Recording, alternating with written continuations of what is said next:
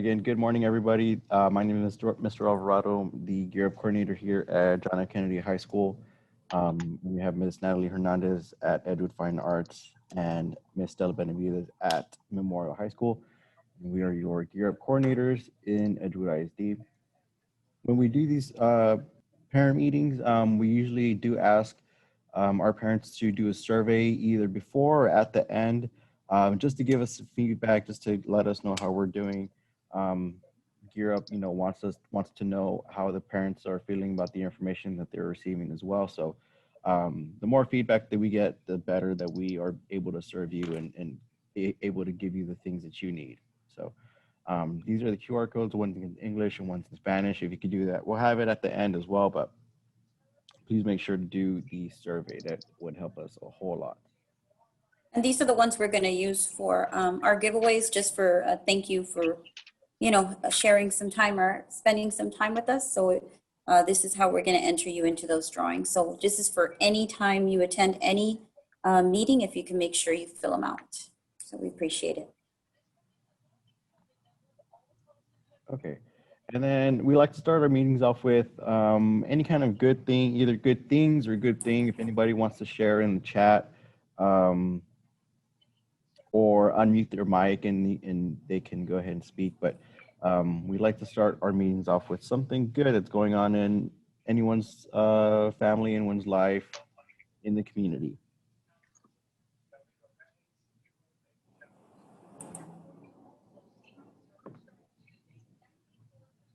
There. I'll go ahead and I'll start with one. One of the things that I've been able to do this last week with the students that are on campus is actually do some one-on-one tutoring with them. So that's been really fun. I'm realizing how much I forgot about high school math and medical terminology and these classes these kids are taking. But it's been kind of awesome because I've been able to see your student face-to-face, a lot of the students here, and just helping them with assignments that they've been missing, maybe something that was kind of, hard for them. And if your child isn't here at Memorial face-to-face, please let them know that I am available for that one-on-one tutoring, even online. So that's been kind of nice, just being able to see them and be able to help them out and get those missing assignments in. So. And for our parents going to that, just a reminder that your students do have free online tutoring available through tutor.com. That is a free service that is in the whole district now, which is really good. So if you have younger students, younger than 10th grade or older, they do have that service, but we were able to have that service for GEARUP. It's been a while since we've had, so just a reminder that your students do have access to free online tutoring if they usually get stuck, if they do need to do some work, especially with the break coming up. Yeah. We'll go ahead and welcome Ms. Martinez. If you could please put in the chat what school your student attends. Roy C. Sneddles. Okay. Okay, go for it, Natalie. All right. So we just also wanted to cover just some ongoing activities that we have going on with our GEARUP students. We are continuing our virtual college visits. So that's just where we ask the kids where they want us to go, just a local college or university here in town. And so the three of the coordinators will go to the campus and we'll stream it on our GEARUP Instagram. We'll go live so that the students can see what the different campuses look like. We'll talk about some programs that they offer, talk about the buildings, a little bit of the history if we know it. So it's really fun. And we do those every other week on Thursdays at 2:30. So our next visit, since we're going to be out next week for Thanksgiving break, woo, the next visit will be on December 3rd. And then we're also continuing with the virtual career speaker series. So for that one, we just reach out to professionals that we know are participating in different fields and careers and things like that that our students are interested in. So we've had a occupational therapist assistant, we've had a firefighter, a lawyer. So just really cool things. Again, just really trying to get the kids exposed to different career pathways and things like that. And those also happen every 2 weeks on Tuesdays at 2:30. So we'll do a career speaker series and then a college visit and then a career speaker series and then so on and so forth, just so that we're at least offering one event per week for the students. So the next career speaker series will be on December 8th. And then as far as things that are going on our campuses with the students that are here, we are continuing with our one-on-one advising and tutoring. So during our one-on-one advising sessions, we're talking about grades, we're talking about attendance, we're talking about time management, strategies to help these students stay on track for passing their classes, completing assignments, things like that. And then also just GEARUP resources. So earlier, Mr. Alvarado mentioned tutor.com being a really nice resource for students. So that's one that we're really trying to push because we know that they need some extra guidance and assistance. And now Edgewood is Edgewood is the tutor.com district, but before that, tutor.com was specifically for GEARUP students. So we just, really try to encourage them to at least give it a try and to just see if the tutoring is helpful for them. So that's what we have going on campus. One more thing, sorry. Go ahead. Oh, one more thing I just want to add is at Memorial High School, and I apologize, we don't have this offered at the other high schools, but we do have at Memorial, we are starting a program through HISPA, which completely, I just forgot the acronym, what it stands for. It's Hispanic Institute or Inspiring Students Participation, I think, in academics. And so what it is it's local business people, professionals that are in the community, and they are coming to speak to the students about their career, their path towards that career, specifically targeting our school with our students. Some of them are alumni. And so that's a program that just started. It's actually starting tomorrow's the first day through HISPA is the acronym. And if your student is interested in participating in that, if you could have them reach out to me or you can send me a message, but they actually will receive community service hours for it. It's going to be a virtual speaker offered once a month, and they'll watch the virtual speaker. They'll be giving advice and tips on career, kind of like our virtual career speaker series, but our virtual career speaker series is kind of a lot shorter. It's just a 30-minute with questions and answers, just really a way for kids to explore careers. But with the HISPA series, it's a little more in depth. They'll do a survey.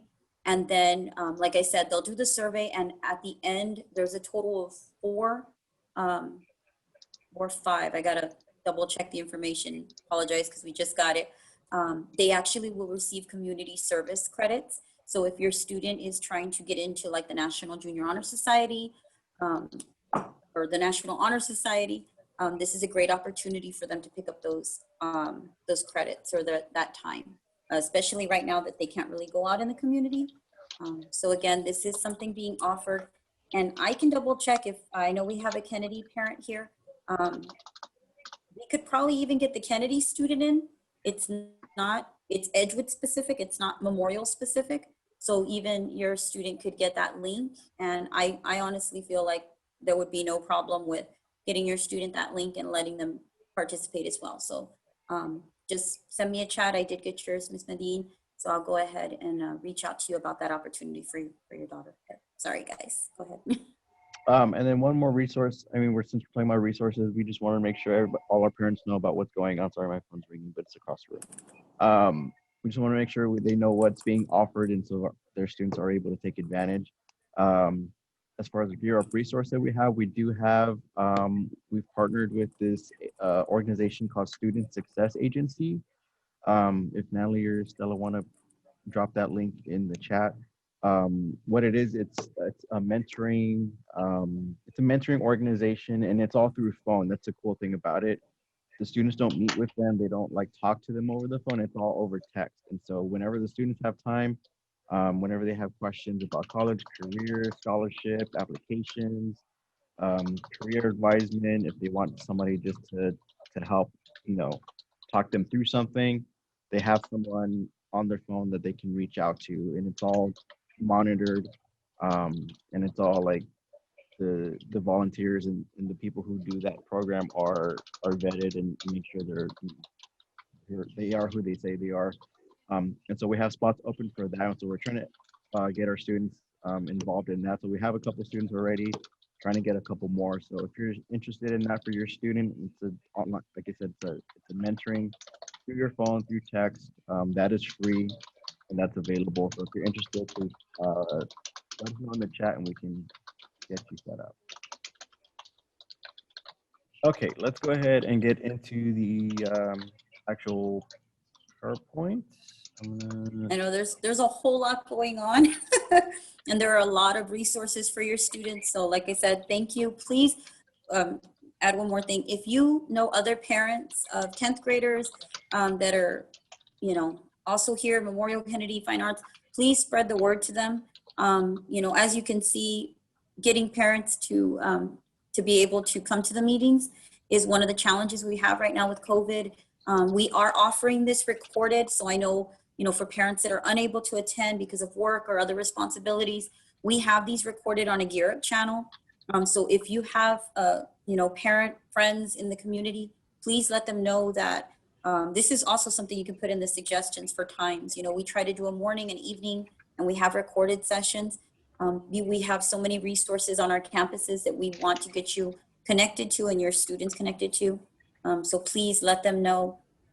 And like I said, we have them recorded as well for you to be able to, for them to be able to see them as well, and have these same opportunities. So today we're going to be talking about financial capability. It's going to be the steps that you can take to be able to kind of take control of your finances if you don't feel like you have too much control or anything like that.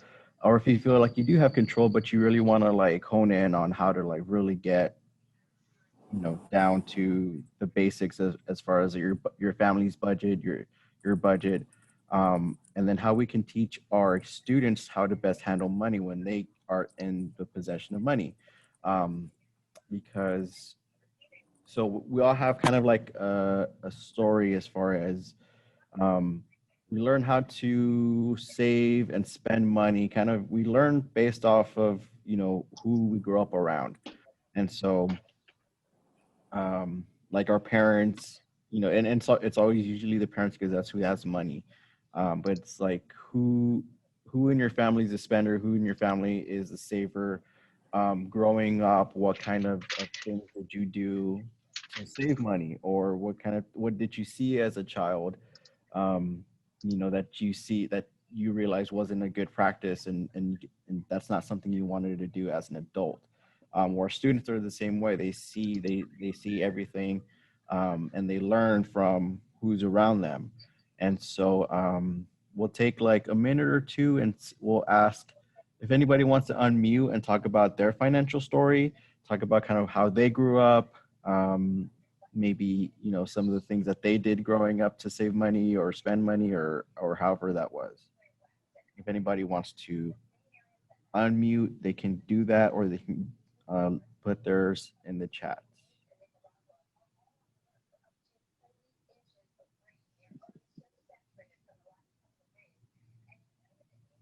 But I can. Hello? Yes. Hello? Okay. Hi, my daughter's in Memorial. I grew up in poverty. I grew up in the projects. So my mom became a widow when I was born. So we didn't have much money. Well, we didn't have any. Luckily, my older sister was very creative, and she learned to sew from my mother. And what she started doing was sewing Barbie clothes. And she was already like in junior high. I was in elementary, and during recess, I would bring out my little trifold binder with my little Barbie clothes and sell it to my friends, quarter, 50 cents, 75 cents. And that's kind of how we made do, because back then, a dollar could get a lot. But back then it was sad, but now as adults we can kind of find the humor in it. but you just gotta look. You always gotta look as the cup half full, not half empty. That's just my philosophy in life. Thank you. Awesome. Thank you so much. Yeah. And I think, when a lot of people, when your back's against the wall, you know, people are more, I think people are way more resilient than they give themselves credit for, especially right now, like in COVID, like we've had to figure out some things on the fly, and, you know, a lot of people are resilient and they'll find ways to get by. Um, you know, I'm confident that people will find a way. So thank you so much for sharing your story. And that's if anybody else wants to share, but that's just an example. That's one story that one family in San Antonio has that a lot more struggle through and go through every day. So again, that's why we're talking about this, is so that we can share with our students like struggles, how to get through those struggles, how to be resilient, but also when you have some money, not to go and spend it all in one place like I did. Because I got a job when I was 16, so I was able to go and do that, but I had to go and like work for it. My mom wouldn't give it to me.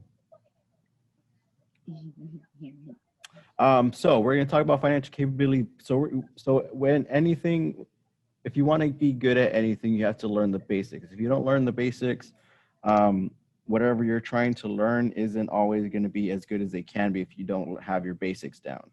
And so budgeting is kind of that's going to be your biggest foundation as far as financial capability and taking control of your finances. And so what budgeting is a good starting place for strengthening your financial capability.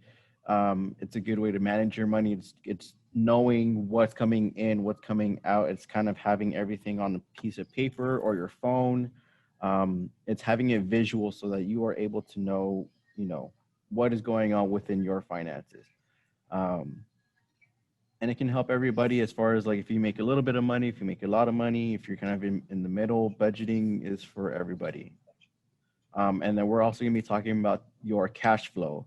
And so I did include in the emails, in the invite email that you got for the Zoom meeting, there was 2 documents on there. There's like a budgeting worksheet, and then there's also a cash flow worksheet. And that cash flow worksheet is from Dave Ramsey. He's kind of like this, how would you describe him, Stella? He's like a financial advisor. Like a financial guru, I feel. And Yeah. so, and these are some of the top 10 budgeting myths that he provides that says, these are kind of the things that people fall for as far as why they don't feel they should budget or why they haven't budgeted before. So I don't have time to budget. Making a budget is difficult and I hate math. Budgeting is boring. I can do a budget in my head. I budget by keeping track of everything I spend. Budget is too restrictive.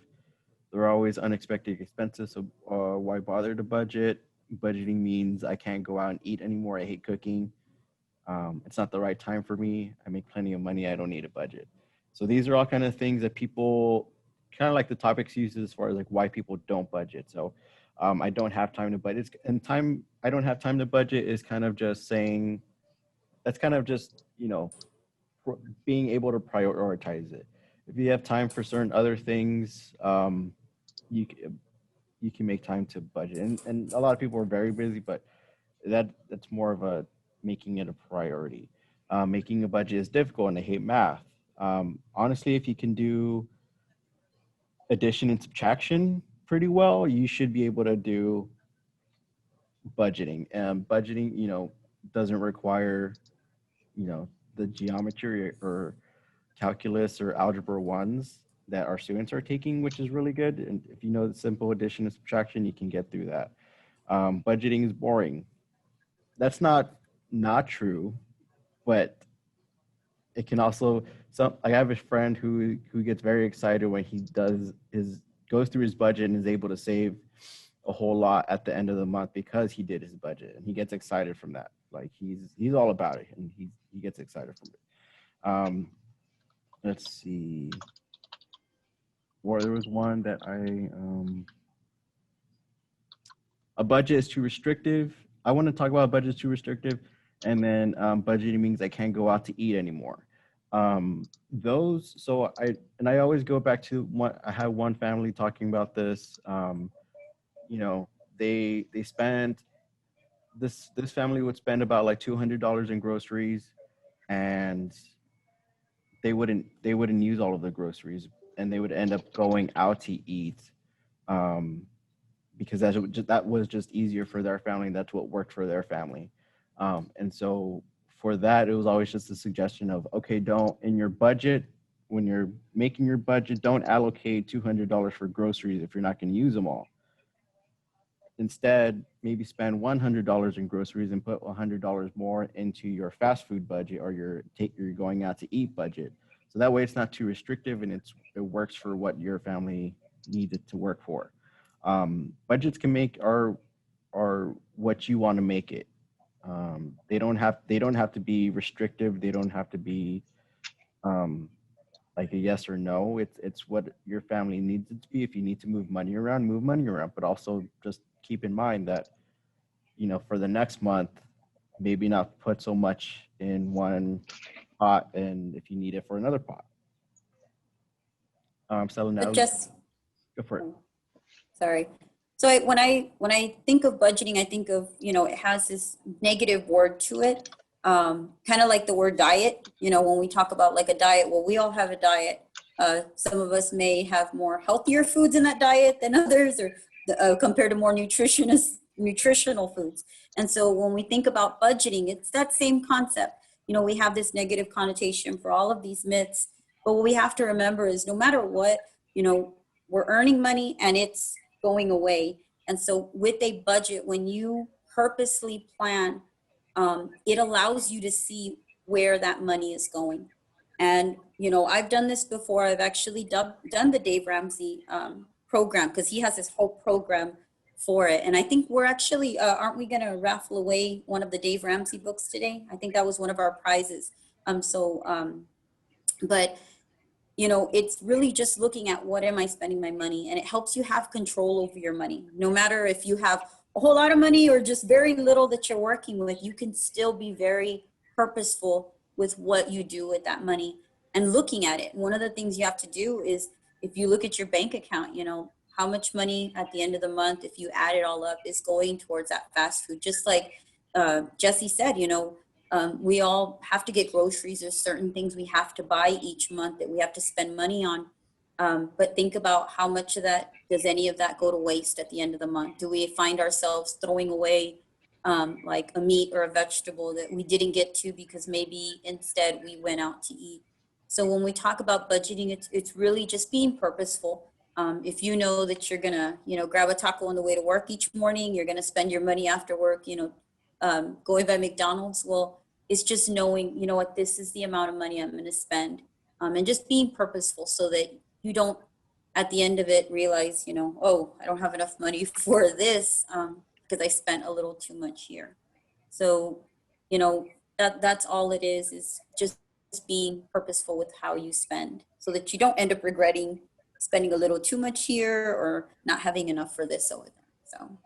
And then always, as always, going back to our students, like I don't know if any of our parents have done this already or done this before, but maybe sitting down with their students, with their children, and kind of going over their family budget or going over their family expenses, because, you know, mijo or mija may be asking for the new iPhone 12, and, you know, it may be a thing of, okay, well, you know, at this time we can't afford the iPhone 12 because this is where the expenses are going.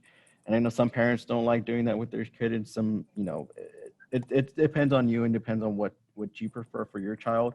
But, you know, having them know where the money is going can help them a lot, especially because, like, I've worked with students and we've done little mock budgets, and they have an idea of what the family's expenses are, but then once they see the total number at the end, they're like, whoa, I'm expensive.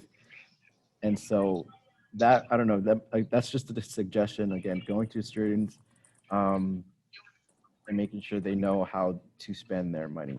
And so this is a monthly cash flow. This is a good worksheet if you want to get started with this, with the basic budget. Like you start with your monthly take-home pay, and then it has columns and categories for all of the expenses that you would have. And so you would use this worksheet and you can put budgeted. And so you say on groceries, I'm going to put $200 budgeted for groceries. Once you go to the store or at the end of the month, you come back to this worksheet and you said, okay, I wanted to spend $200 on groceries. I ended up spending $180 on groceries. Awesome. And then you put that total there. And then you kind of just fill in all the boxes. And it gives you a good idea of, like I said, what's coming in, what's coming out, because you put what's coming in at the top. And so that's kind of what you're working with for the month. There's also a couple of different ways you can go about it too. You can go, Stella and I were talking about like the cash envelope. You can do a Yeah, cash. so About that one. one of the things that this, and again, these worksheets, we did attach them. So if you'd like to try to do this, if you'd like to start, really seeing where your money goes through or goes out to, you can download them and print them. You don't have a printer, let us know. We can print them out for you and we can bring them to you. But one of the things too is a suggestion. If you want to try this out, when you do get paid, if you say, okay, we're probably going to go out to eat only 2 times this week. I'm going to try just 2 times. And so, all right, if you got a family of 6 like me, just going to McDonald's is like $55 and the kids are getting older. So, there's no more Happy Meals. Anyway, so you put aside that money and you say, okay, if we go to McDonald's, then it's going to be, just 50 or you know what, we're going to go to, we're going to have tacos this morning, maybe $20. And so you budget yourself. This is what I'm going to spend on that. And you have it in cash. And so this way, when you go and you're paying for these things, you're having to use cash. It's very easy with card. You swipe that thing and, you have a little bit in there and you swipe it and you never really see the money leave your hand. And this is one thing that's kind of happened now with, everything being digital. Money leaves us so easily because we don't see it. It's not a tangible thing. But if you were to take that money and put your money in, an envelope or whatever, and every time you go, you have to pay with that cash, it makes it more real to us. It makes it to where, that 20 is leaving our hand. That's $20 at gas or you needed to buy toiletries or something. And so it's just, again, just trying to help us see our money as a real thing, not just as a swipe. And then hopefully building that idea of, okay, you know what, I'm spending a lot on this and I still haven't paid this bill. So maybe I can shift that over a little bit. So that's just an idea to, again, just kind of help you stay on track. There's also there's like an 80-20 rule as well, where they say like 80% of your take-home pay you should spend on the expenses that you need, and then 20% should go into savings. And there's like 80-20, and there's also like 80-25, 35, something like that. There's tons of ways you can kind of look at your money and be able to pinpoint what's going where and how much is being saved. And that's definitely a conversation, I would recommend having with your students, because hopefully one day they're successful and they have, their own money to spend and their own money to have things they need to purchase. And so,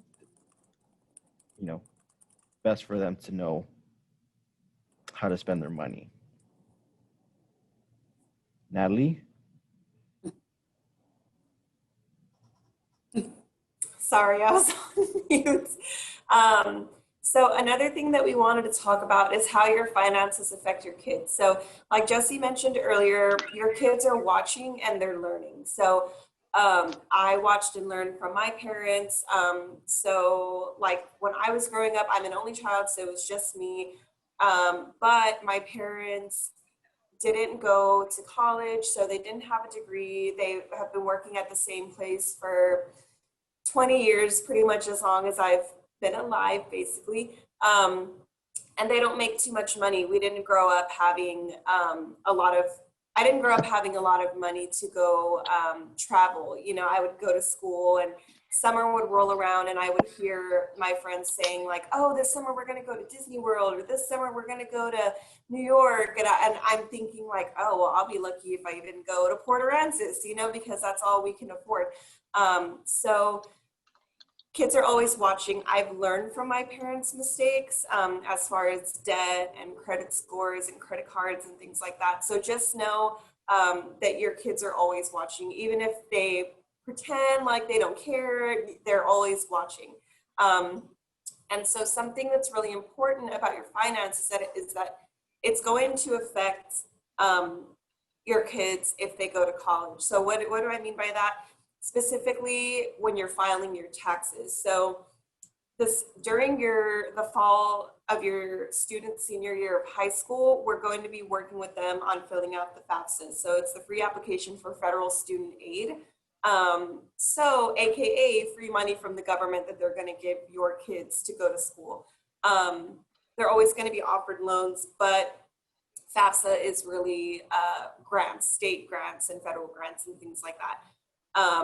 So the thing though is that for the FAFSA, they require you to attach your taxes from 2 years prior to the year that you're applying. So our students are going to be graduating in 2023, right? So they're going to be applying for the 2023-2024 FAFSA application. So that means that going 2 years prior, it's going to be your 2021 taxes. So the taxes that you're going to be filing here in the new year, just in a couple of months. So those taxes are going to determine what type of aid that your student is going to be offered. So that's why this year coming up is possibly the most important year ever as far as filing your taxes and things like that and making sure that everything's correct. Addresses, income, names, how you're filing, things like that, because if anything is done wrong and it's not fixed by the time your student is a senior in high school, it's going to cause a lot of problems. I've worked with students at Memorial. Actually, that's where I started working after I graduated college. And I was working with seniors and we would help them fill out the FAFSA. And it was a really tough situation when, you know, we had done everything that we needed to do. The students selected the schools, you know, everything was right. And then when it got to the point where we hit the parent section where we had to add taxes, and it wasn't coming out correctly, it just caused so many problems. We had to contact the IRS, order tax transcripts and things like that. So it just caused a lot of problems. So again, filing taxes in 2021 is going to be very, very, very important for your student, even if they don't want to go to college. So that's another thing too. My mantra is it's all about options. It's all about options as far as applying to schools, post-secondary opportunities and things like that. My goal is for my students to have options. So to have backup plans, B plan, C plan, D plan, just in case something doesn't work out. So I'll give an example. I had a friend in high school who was getting ready to go to the military. He was gonna be a Marine. He was super excited, had been working out super hard. He was an athlete in high school, running a lot, got super buff, super ready to go to basic. And less than a week before he had to leave, he got in a car accident and broke his ankle. And he wasn't able to go to basic, of course. And he basically, like, his plan disappeared in a matter of a few seconds from that car accident. And so he ended up taking a year or two off. He went to Palo Alto, and then he ended up graduating from A&M San Antonio here in town. But I like using him as an example as to why it is important to have options, because if he would have done his FAFSA his senior year just in case, he would have been able to at least go to Palo Alto, because they have rolling admissions, so they admit people all year long, basically.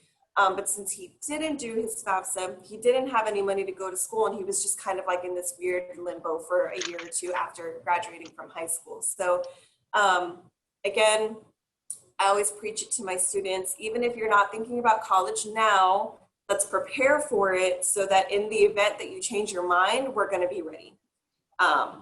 So that's kind of my spiel about taxes and the FAFSA. It's very, very important because, like I said, you can't file the FAFSA without taxes. So it's just a mandatory part. So yeah, if you guys have any questions, let me know. I would be happy to clarify or give more information, but that's it.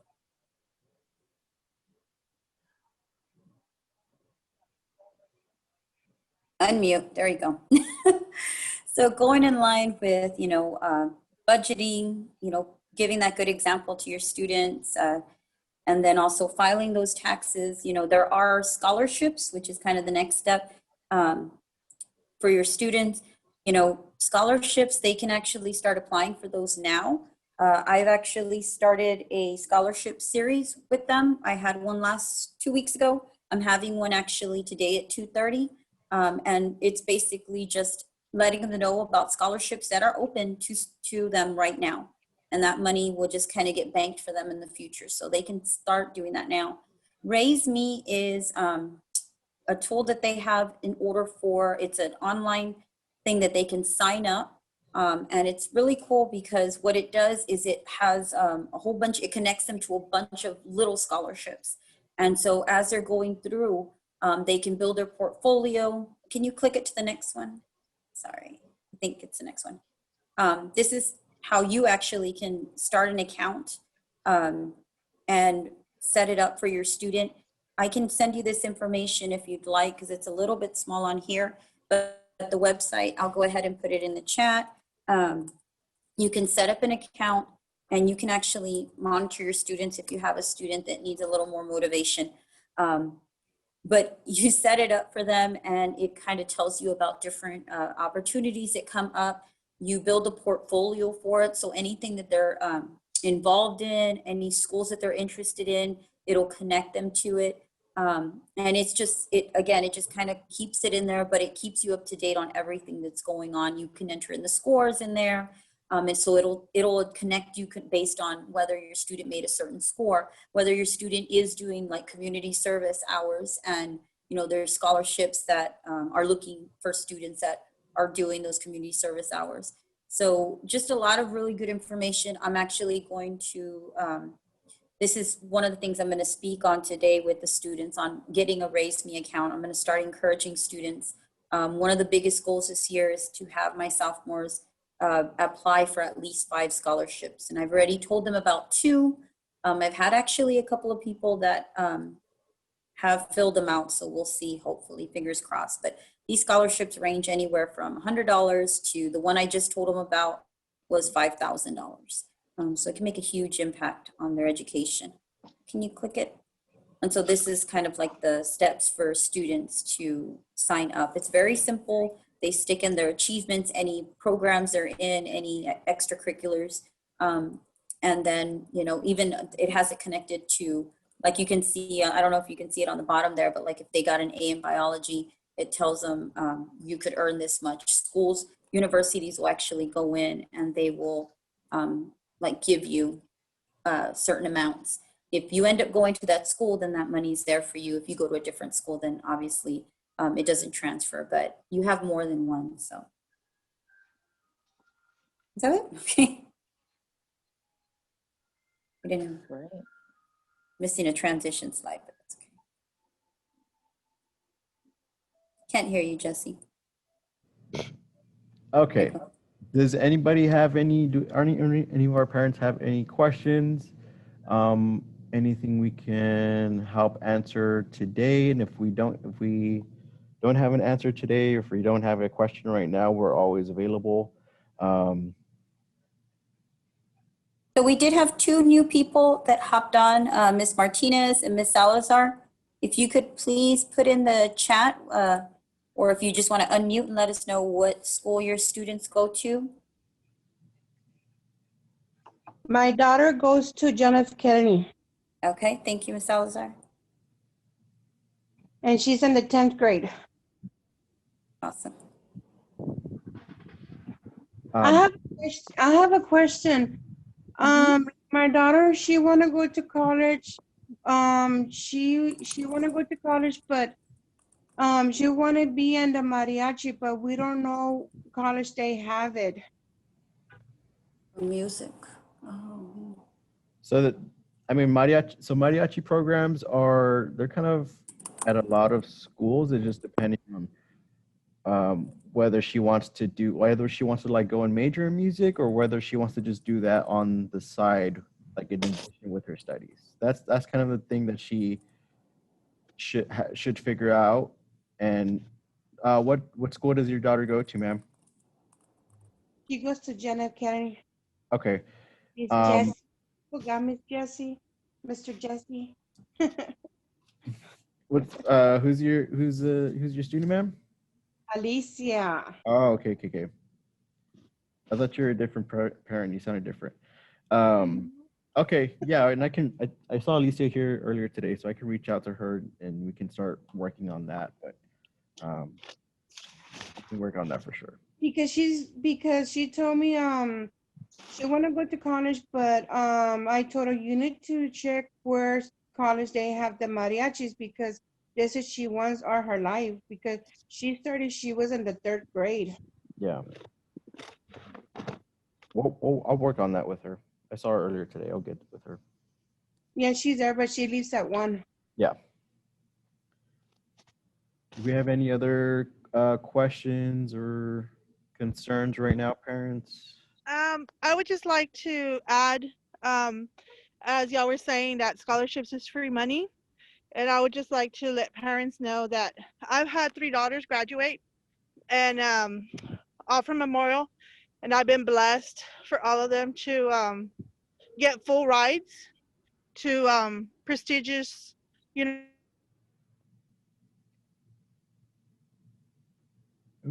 cut Oh, off. you cut out.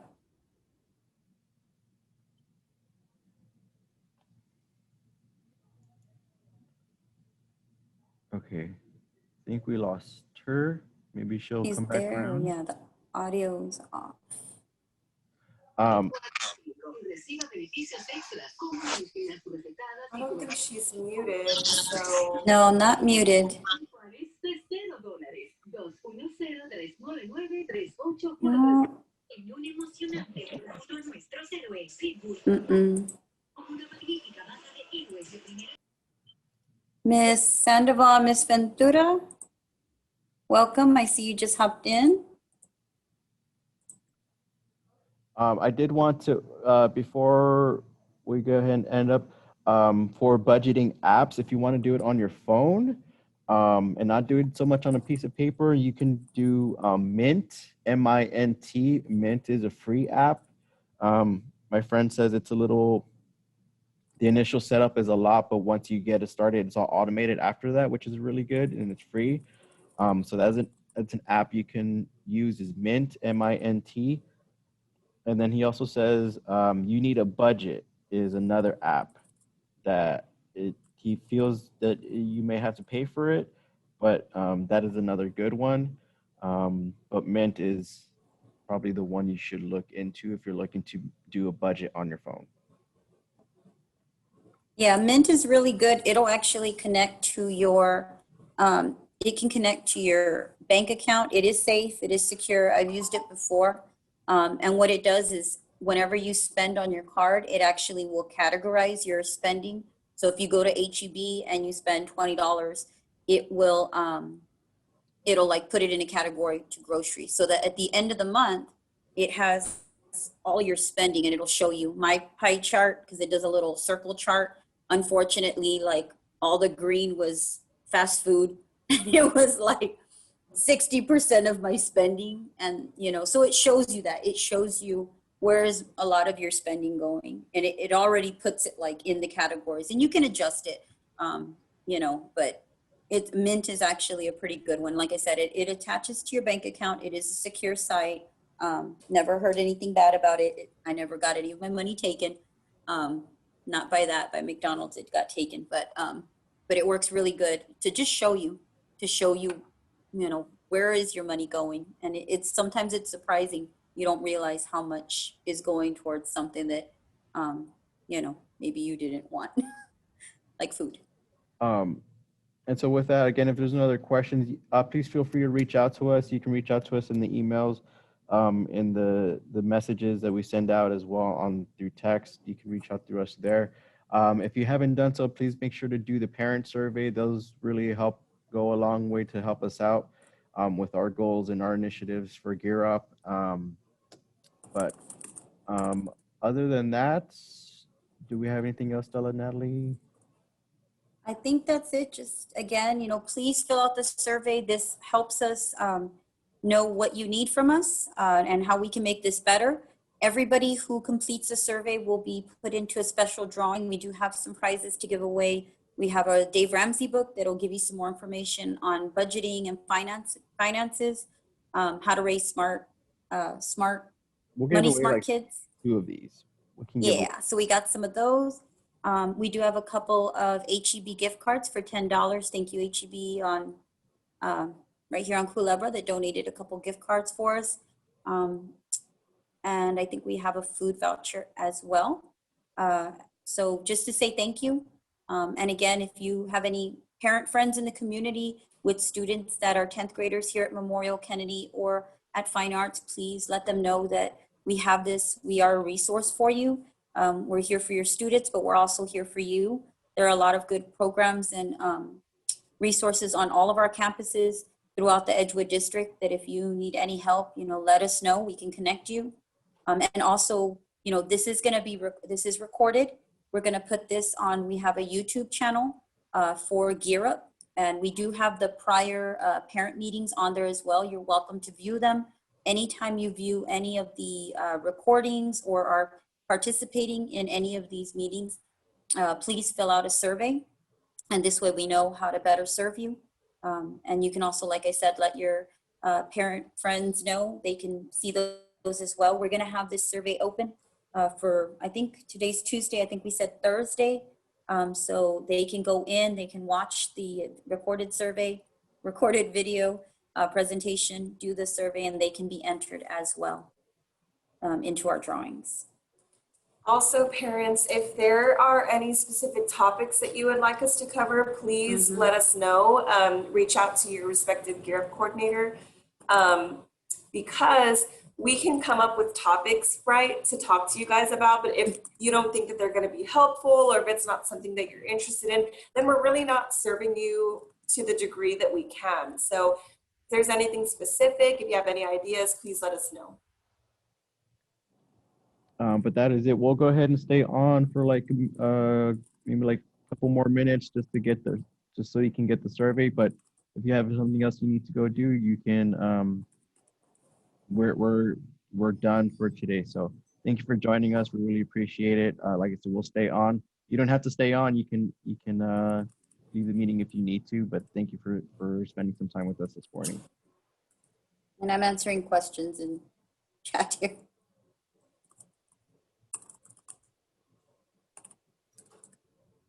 So we're going to go ahead and log out.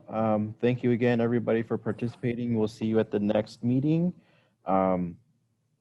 Again, if you have any questions, concerns, please reach out to your GEARUP person at your campus, and we'll be happy to help you out. But thank you. Have a happy holiday. Happy Thanksgiving. Thank you, thank you, thank you. Yay. Thank you, parents.